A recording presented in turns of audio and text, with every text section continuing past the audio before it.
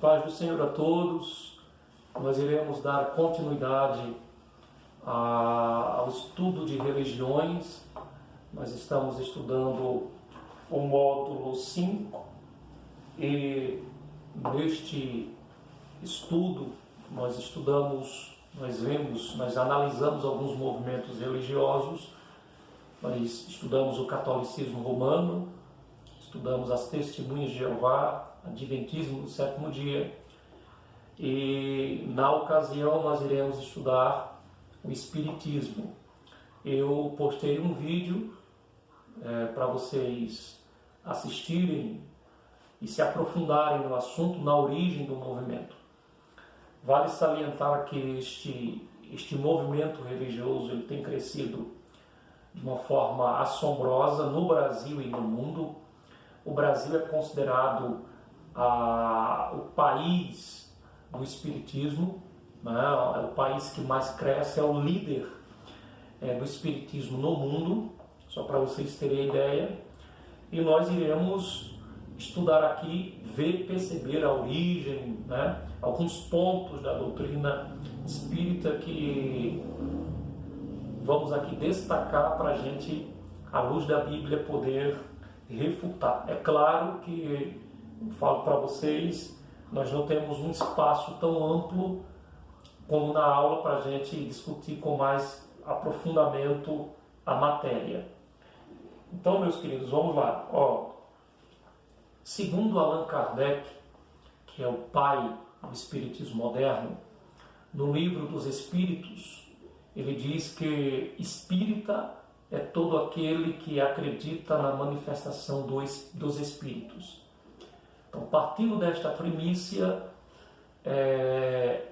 ele afirma que todo aquele que crê em uma manifestação sobrenatural de Espíritos, né? Vale salientar que ele está falando de pessoas que morreram, a alma, né? Espírito de pessoas que morreram. Ele não está falando da crença que nós temos, que a crença de seres espirituais como o próprio Deus, o Espírito Santo, os anjos. Não é neste sentido. E é interessante que a premissa de Allan Kardec ela abrange alguns outros movimentos, como os cultos afro-brasileiros. Apesar de que o autoespiritismo não o considera como um movimento espírita, mas as crenças, por exemplo, na manifestação dos espíritos, na consulta dos mortos, né? Na crença de que entidades podem ser consultadas, isso insere os cultos afro-brasileiros dentro do movimento espírita. E é interessante a gente partir da origem. Vamos aqui fazer um recorte histórico de como tudo aconteceu. O Espiritismo é um dos movimentos mais antigos, uma das práticas religiosas mais antigas, né, da humanidade.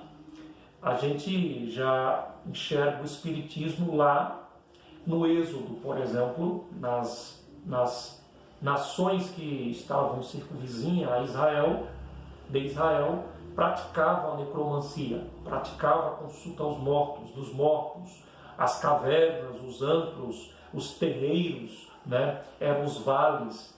E Deus proibiu que Israel adotassem essa prática. Então, como percebe-se, o Espiritismo não é algo novo, enquanto prática. Agora, é claro que houve vamos colocar assim, um reavivamento do Espiritismo. E esse reavivamento ocorre no ano de 1848. O vídeo que eu postei vai apresentar a história das irmãs Fox, Margaret Fox e Catherine Fox e Leon Fox. E lá vocês têm uma informação mais abrangente acerca dessa história. Segundo a história, essa família mudou-se para a cidade dos Estados Unidos, uma cidade agrícola, um povoado agrícola, Hyattsville, e foram morar numa casa, e segundo a história, é a alegação das próprias irmãs, que começou a ocorrer coisas sobrenaturais. né? Alguns eventos sobrenaturais. Por exemplo, batidas na parede, as camas saíam do lugar, os lençóis saíam do lugar, as panelas batiam, enfim, barulhos. E elas passaram a se comunicar com essa entidade que estava na casa, segundo elas mesmas alegaram. E elas desenvolveram um método de comunicação com esta entidade a partir de estalido dos dedos. Eles respondiam com estalido dos dedos. E as irmãs Fox ganharam o mundo como espiritualistas. O momento era propício. A crença espiritualista era propícia. Por quê? Porque o ano de 1948, né, é um ano marcado por guerras. Aliás, 1848 é um ano marcado por conflitos e guerras, e que na época as guerras haviam dizimado muita gente e muitas pessoas não tiveram a oportunidade de falar com seu ente querido antes da morte. E aí essa crença ganhou o mundo, né? Foi a esperança de entrar em contato com o ente que havia morrido na guerra. Então, essas mulheres, essas irmãs Fox ganharam o mundo, divulgando a crença espiritualista. Inicialmente foi chamada de crença espiritualistas. Tornaram-se médiuns, passaram a visitar a Inglaterra, Estados Unidos, divulgando a sua doutrina. Bom, fato é que é muita controvérsia nessa história. No ano de 1888, elas confessaram, pelo menos Margaret Fox, confessou que aquilo foi invenção, foi criação delas, né? Mas em torno dessa história há um conflito entre as irmãs, mas até hoje se diz que aquilo que aconteceu de fato foi verdade na casa delas. Irmãos, particularmente, eu acredito que foi verdade. Eu acredito que havia barulhos, que havia manifestações sobrenaturais, acredito que os lençóis saíam do lugar, acredito que as camas saíam do lugar, acredito. Eu acredito porque nós sabemos que há duas forças que regem o universo, o bem e o mal. E por trás disso está Satanás, por trás disso está a manifestação satânica. Então, o esforço em tentar fazer com que esta história não seja verdade, porque essa história é o início do espiritismo moderno, para mim isso é inócuo. Não se pode desacreditar em algo que ganhou o mundo, em algo que ganhou notoriedade e algo que tem evidências históricas, né? Há descobertas depois da morte das irmãs na casa, há evidências, há pessoas, há testemunhas. Eu acredito, mas manifestação satânica. Não acredito na pessoa que estava tentando se comunicar com as irmãs do além. Acredito que Satanás, que o diabo, né, estava por trás disso, né, se apresentando, se manifestando, personificando a pessoa que morreu. Gente, não é à toa, o espiritismo hoje há milagres, há manifestações sobrenaturais lá. Já vi relatos de pessoas que foram curadas de câncer. Já vi pessoas que foram tocadas por entidades, entraram em contato com pessoas que já haviam morrido. Porém, por trás está Satanás. O caso da pitonisa lá em Samuel 28 é uma prova disso. A mulher foi consultada por Saul, né, para trazer Samuel, que já havia sido morto, do além. E o texto original diz que ia subindo, quando ela pergunta, Saul pergunta, o que você está vendo, Alice? Eu vejo deuses. O termo hebraico é Elohim. Eu vejo deuses subindo, né? Então ela viu uma aparição, e eu não afirmo que é Samuel, mas sim uma manifestação satânica, uma manifestação diabólica. Então quem nutre o sobrenatural do espiritismo é Satanás, né? É Satanás. Então esse é o recorte histórico da origem do espiritismo. As irmãs, mesmo com o relato de que as irmãs mentiram, inventaram, criaram essas histórias, mas a onda espírita já havia se espalhado pelo mundo e chegado na França. Na França, deparou-se com um nome muito importante no espiritismo um homem chamado Hippolyte Léon Denisard Rivail, mais conhecido como Allan Kardec, certo?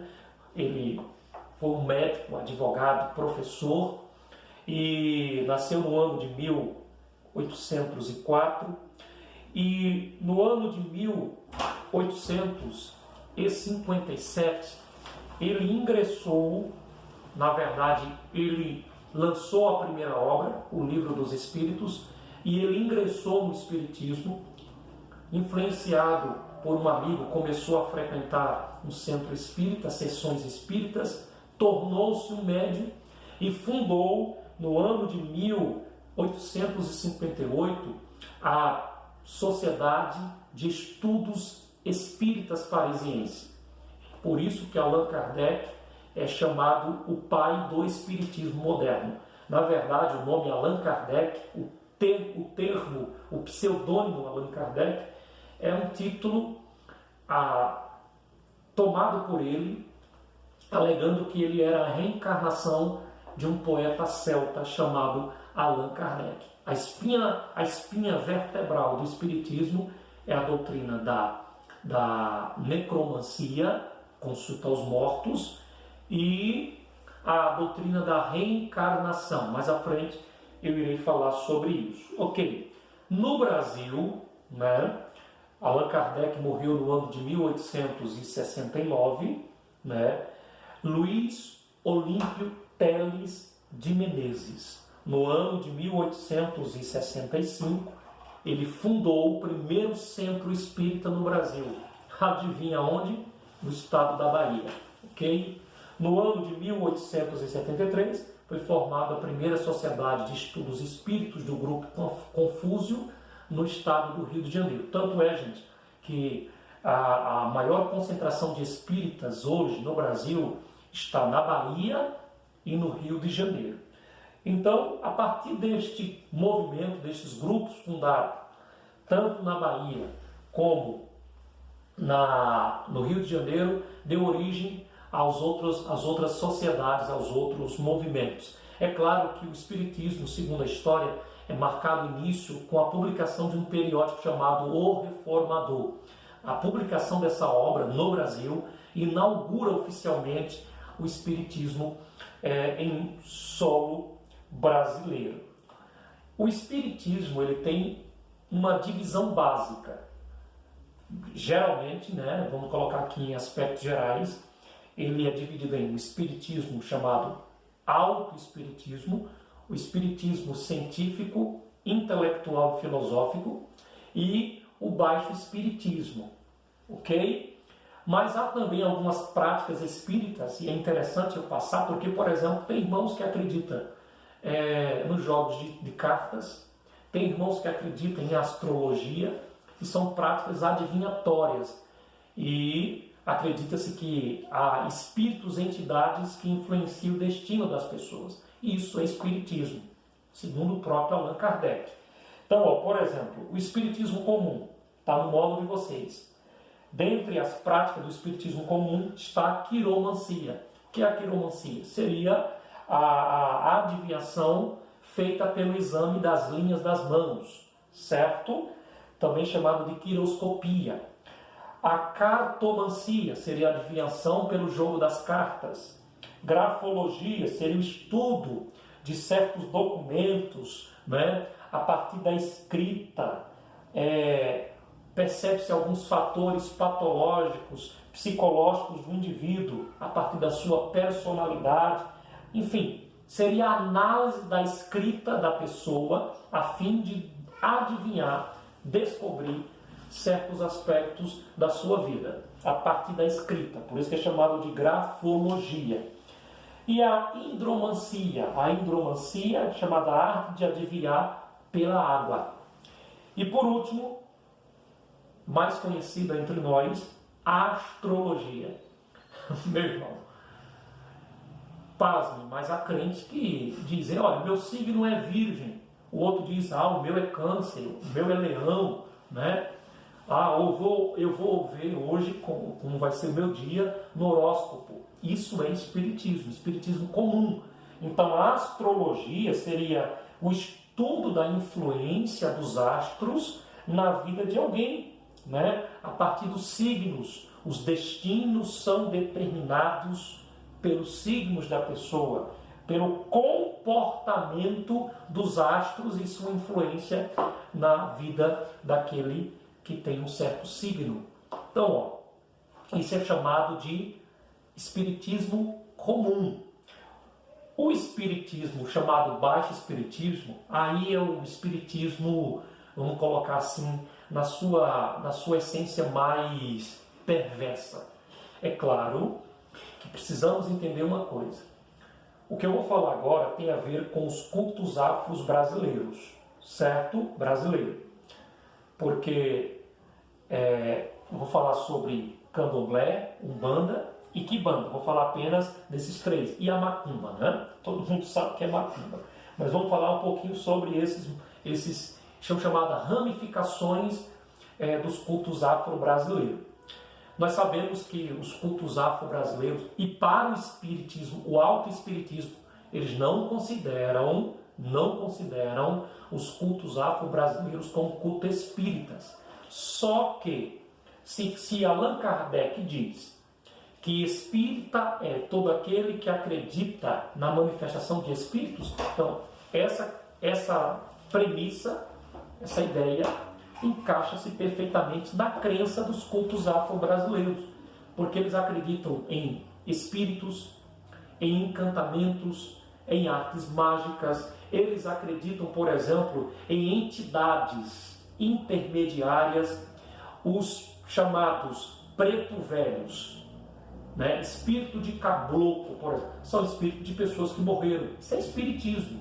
Ainda que o auto-espiritismo não considere o baixo espiritismo ou as manifestações desses cultos afro-brasileiros, ainda que eles não considerem afros brasileiros como culto espíritas, mas as crenças e a prática religiosa apontam, né, para o espiritismo. Então, vamos lá. Mas antes eu gostaria de falar sobre, deixa eu colocar aqui, sobre a origem, né, desses cultos. Nós sabemos muito bem que esses cultos foram trazidos durante o período do Brasil colonial, no ano de 1522, e os principais grupos étnicos africanos que vieram ao Brasil para serem escravizados como mão de obra barata durante o período de colonização foram os sudoneses e os bantus. Os sudoneses, né, vieram de Daomé, da Nigéria e também de Sudão. Dentro desses grupos nós temos os urubas, os gegês e os nagôs. Depois vieram os bantus do Congo, de Moçambique e de Angola, né? Os cultos são sincréticos, é uma mistura. É quase impossível definir, né, de que grupo étnico. Isso no Brasil, porque houve uma mistura dessas manifestações no Brasil, dos cultos afros brasileiros. Então, por exemplo, os nagôs, eles têm uma divindade suprema chamada de Olorum. Olorum, na África, é reconhecido como o Deus dos céus. Esse Deus não pode entrar em contato com o homem, e o homem também não consegue entrar em contato com ele, segundo a crença, né, dos nagôs, o culto africano, lá da África, trazido para o Brasil. E aí há necessidade de entidades intermediárias. Essas entidades intermediárias, elas baixam no adepto e eles entram em contato com as pessoas alegando que é a divindade Olorum. Essas entidades, dentro do culto afro-brasileiro, dentro dos cultos africanos, vai ser chamado de orixás. Então, os orixás para os nagôs e vudus para os gegês né? São entidades intermediadoras, né? Estão fazendo o intermédio entre o deus Olorum e o ser humano, né? E além disso, por exemplo, é quase impossível afirmar a ideia de uma ideia concreta, uma única ideia dentro desses cultos, porque são vários cultos e várias crenças. Não há uma teologia, por exemplo, assim colocar dentro uma doutrina, não há uma doutrina específica. Olha, essa é a doutrina dos cultos afro-brasileiros. Eles acreditam nisso. Por quê? Porque é muito variável, né? É muito variável. Só para você ter ideia, cada pai de santo tem a sua crença, tem a sua doutrina. Então fica quase impossível dizer no que realmente eles acreditam. E as práticas que eles têm são variáveis.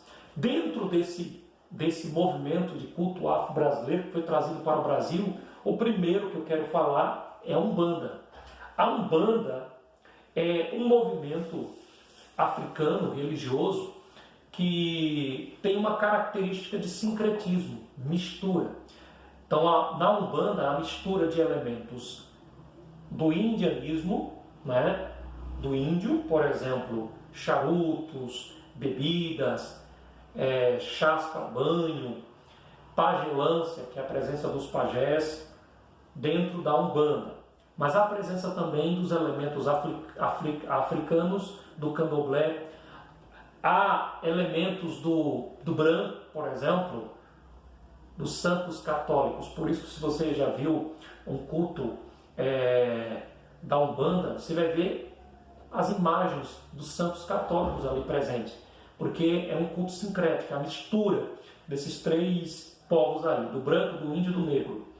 E os orixás dentro da Umbanda nada mais são do que os santos católicos, ok? E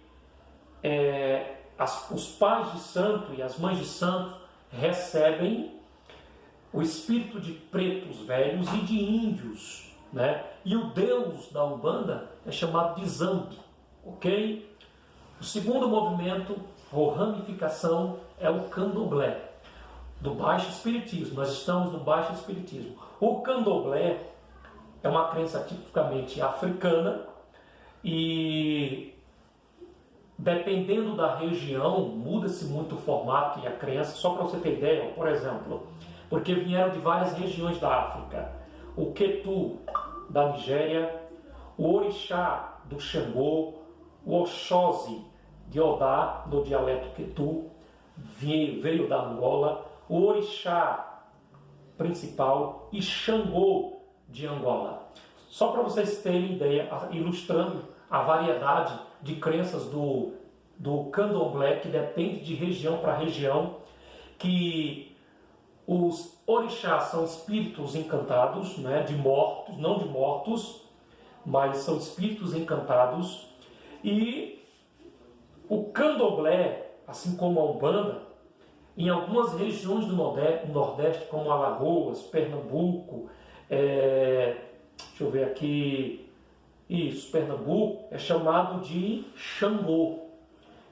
Já na região agreste do Nordeste, é chamado de Catimbó, certo? E as crenças, como eu falei, dependem muito de cada lugar, depende muito da origem do movimento. Então, o candomblé é uma crença muito, vamos dizer assim, variável, porque depende muito da origem, da onde veio, do grupo que veio, do lugar que veio, da Nigéria, da Angola, enfim. E a Quimbanda é a terceira ramificação. A Quimbanda é considerada a ramificação do culto afro-brasileiro mais perversa, porque aqui é o contato direto com a magia negra. Só para você ter ideia, o deus principal da Quimbanda é Exu, também Lúcifer, Beelzebub, né? Às vezes a divindade apresenta-se na Quimbanda em formas femininas, como por exemplo a Pombagira, Marília Padilha, certo? É o espírito de prostituição. Os pais de santos, eles recebem, né, os espíritos de deuses, como Beelzebub, né? Então, o diabo aqui é cultuado de forma aberta, de forma explícita na quimbanda. Diferente da Umbanda e diferente do Candomblé, que o diabo é cultuado de forma disfarçada, né? Aqui na quimbanda não. Na quimbanda é de forma explícita, de forma aberta. Vale salientar que esses cultos, outrora, estavam na categoria do ocultismo, certo? Porque eles eram cultuados às escuras, lá nos terreiros fechados. Mas, com o passar do tempo, pasmem, esses cultos ganharam popularidade. E o candomblé, a umbanda e a quimbanda é conhecida apenas como cultura africana, né? E que deve ser respeitada, que deve ser vista como expressão religiosa de um povo. Se nós dissermos que a quimbanda, que adora Exu, o próprio Satanás, é coisa do demônio, meu Deus do céu, né? Seremos chamados de preconceituosos, né? de intolerantes, mas esse é o baixo espiritismo. Veja que eles mexem com coisas satânicas, com coisas horripilantes. Este é o chamado baixo espiritismo. A macumba, que está também dentro dessas ramificações, é o sincretismo também, que é sincretismo, mistura a vários elementos, elemento do índio, elemento do branco, santos católicos, entidades africanas, o candomblé, é uma mistura, né?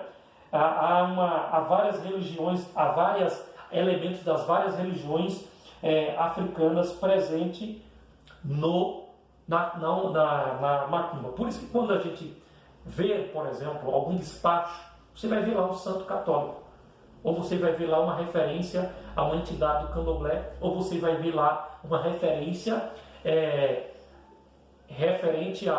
uma referência à cultura do índio, ou um pajé, ou um charuto, ou uma bebida, ou chás, ou qualquer coisa do gênero. Então, esse é o baixo espiritismo, gente. Esse é o baixo espiritismo, ok?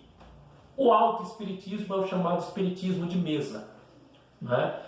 Também conhecido como espiritismo kardecista, ok? Esse é o espiritismo intelectual. Você vai ver como ecletismo, esoterismo, teosofismo, enfim. Esse é o alto espiritismo. Eu não vou fazer aqui, para não ficar muito longo, um comentário. Vocês podem olhar no módulo, porque eu quero aqui apenas fazer menção, de forma muito breve, à crença espírita em relação à Bíblia, a teologia deles, o que eles pensam, o que eles acreditam, como eles veem Deus, por exemplo, como eles enxergam Jesus Cristo.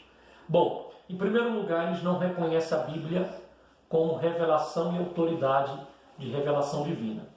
Por quê? Segundo Allan Kardec, o pai do Espiritismo moderno, o Espiritismo é a chamada terceira revelação de Deus à humanidade. É muita presunção, mas eles afirmam categoricamente que o Espiritismo é a terceira revelação de Deus ao mundo. A primeira revelação foi Moisés, com a lei. A segunda revelação foi Cristo, o cristianismo. E a terceira revelação, o Espiritismo, através de Allan Kardec. Então, logo, eles não precisam da Bíblia. Se é a terceira revelação, não precisam da Bíblia.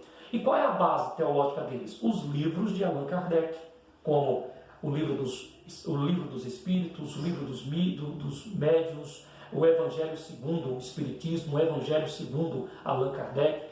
Ou seja, a crença espírita está pautada nas obras do seu fundador, do Espiritismo moderno. Então, eles não acreditam na Bíblia.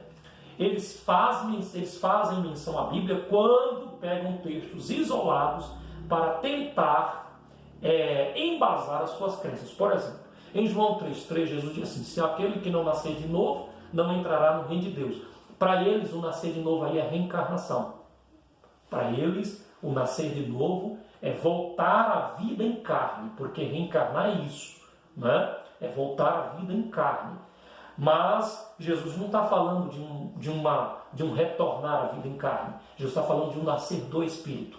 Ok? Por exemplo, quando eles pegam aquele texto de Elias, que Elias é aliás, que João Batista é reencarnação de Elias, né? Interpretando fora do seu contexto, o texto da pitonisa, do encontro da pitonisa com o rei Saul, que ela consegue trazer o suposto espírito de Samuel para entrar em contato, né? Em contato com Saul. Então eles pegam esses textos isolados para embasar a sua crença. Porém, né, eles não creem na palavra de Deus. Eles não aceitam a Bíblia como autoridade de fé. Deus, para eles, né, não é um ser pessoal. Para os espíritas, Deus não passa de uma força suprema, como dizia Allan Kardec. Portanto, Deus não é um ser pessoal. Dentro do espiritismo há também a crença deísta. Deísta é a crença que Deus existe, porém está distante de nós e não se envolve nas questões humanas, ok? Nós somos teístas. Teísmo é a crença que Deus existe, mas ele está perto e ao mesmo tempo longe, e ele se interessa pelas questões humanas. E também há a crença panteísta dentro do espiritismo. Pan, tudo. Teísmo, Deus é tudo. Portanto, dentro do espiritismo, Deus não é um ser, não é uma pessoa. Jesus Cristo para o espírita não é Deus, não é o Salvador, ok? Para o espiritismo, Jesus Cristo foi um grande filósofo. Se para os judeus Jesus foi um grande profeta, para o espiritismo Jesus foi um grande filósofo e não o Filho de Deus, ok? Então, uma crença que não tem argumento religioso, que não tem Jesus, não acredita na Bíblia, não vê Jesus como Salvador, o Filho de Deus, né? E não vê Deus como um ser pessoal, não merece nenhuma credibilidade. Quanto à visão sobre Satanás e seus demônios, eles também não acreditam no diabo. Eles não acreditam em Satanás. Para o espírita, Satanás é apenas a personificação do mal. Certo? No Antigo Testamento nós temos algumas referências que mostram que Satanás é um ser pessoal e irracional, e não uma personificação do mal. Satanás existe enquanto ser, ok?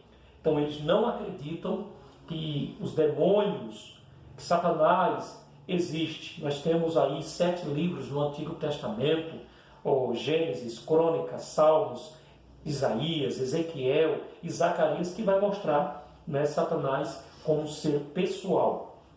No Novo Testamento há 29 referências acerca de Satanás, das quais 25 são ditas por Jesus.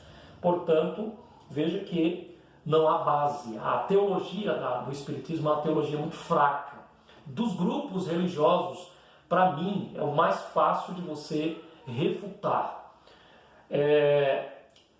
E aí eu quero encerrar falando do conceito de salvação do Espiritismo. Em primeiro lugar, o Espiritismo, eles dizem, né, afirmam, o Espiritismo diz que o homem não pode ser salvo, é incapaz de Deus salvá-lo. Então o homem não é capaz de ser salvo por um redentor. Ele tem que fazer o seu próprio caminho. Ele tem que fazer a sua própria salvação, né? E baseado em quê? Baseado na doutrina do karma. O karma, a doutrina do karma é de que se você foi uma pessoa ruim na outra vida e você está sofrendo nessa, aleijado, pobres, estão passando por momentos difíceis, isso é a lei do karma. Você foi uma pessoa ruim na vida outrora, né? E reencarnou agora para pagar os seus pecados. E aí você precisa pagar os seus pecados, ser uma pessoa boa, né? Por isso que os espíritas são muito simpáticos, caridosos, ajudam as entidades filantrópicas. Eles acreditam que somente isso pode levar à salvação. Porém, essa salvação não existe no sentido prático. Por quê? Porque a doutrina da reencarnação, ela é um ciclo vicioso. a pessoa vai sempre voltar à vida, a reencarnar, né? A palavra, o termo reencarnação significa outra vez voltar em carne, né? Também chamada de transmigração, renascimento, metapsicose. E não é uma crença restrita do espiritismo. O budismo acredita na reencarnação, algumas crenças orientais acreditam na reencarnação, o hinduísmo acredita na reencarnação, o jainismo acredita na reencarnação.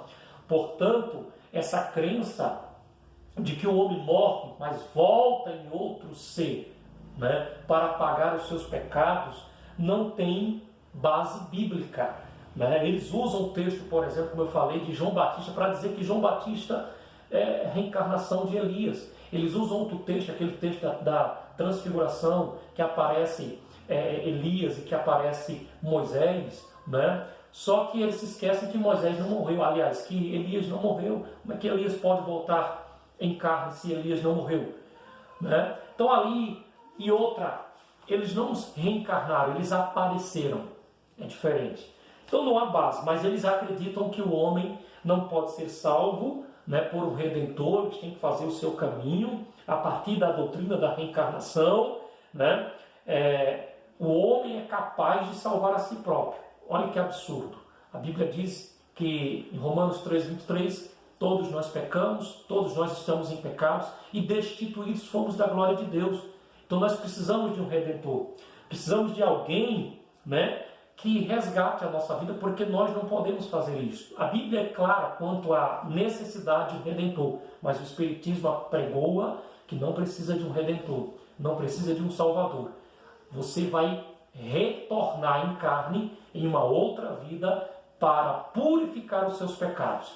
Aí, purificou os seus pecados nessa vida, vai voltar em outra vida legal, salvo, não vai mais sofrer, mas se você começar a padecer novamente, pecar, errar, irmãos, isso é uma tristeza terrível, né? Por quê? Porque se alguém errou aqui, não vai pagar nessa vida, vai pagar na outra. É a crença da reencarnação. Isso é uma angústia terrível, porque você vai sempre ter aquele sentimento de culpa de que na outra vida, inevitavelmente, você vai sofrer. Porque você não pode resolver o problema aqui e agora. Você vai retornar em carne em outra vida e vai pagar os seus pecados. Isso não tem base bíblica, isso não tem fundamento. Cristo é a única saída para o pecado e tristeza humana. Além disso, a doutrina da reencarnação, a gente quebra essa doutrina, essa heresia, com um versículo lá em Hebreus 9:27. Eu não preciso nem citar outro texto, eu só cito Hebreus 9:27 e a gente quebra a doutrina da reencarnação. Está destinado ao homem morrer uma única vez. Depois disso, segue-se ao juízo. Então, o homem morre uma vez. Diante de Deus, se apresenta e segue-se ao juízo. Não existe outra vez. Né? Essa crença é contrária à que a Bíblia diz. Então, Deus abençoe. É apenas uma síntese da aula sobre Espiritismo. Mais tardar a gente vai preparar alguma coisa. Vou passar um material para vocês. Vou passar algumas questões para vocês responderem. Assista os vídeos quantas vezes for necessário. Estude o módulo e que Deus abençoe. Até o próximo encontro.